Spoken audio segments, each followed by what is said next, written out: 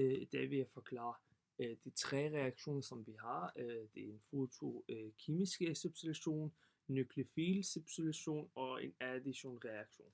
Hvor jeg vil starte med den fotokemiske reaktion og forklare, hvordan det foregår. Det starter med, at vi har et butanmolekyl som et alkan, og det vil sige, at den indeholder ikke nogen dobbeltbindinger osv., og hvor den er opbygget af 4 karboner og så hydrogener i sidegrupperne.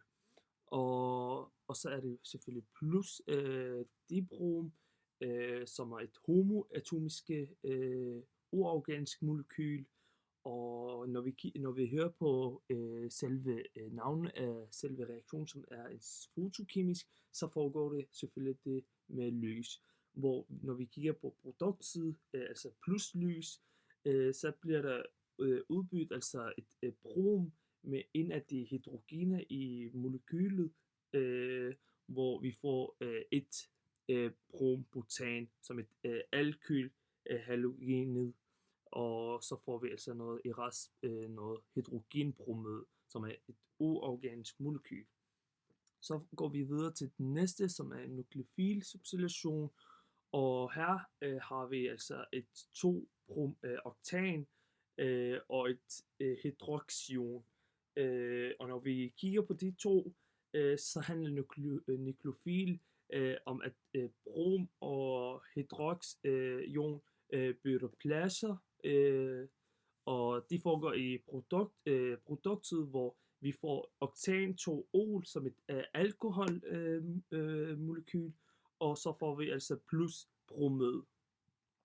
Så går vi videre til den tredje,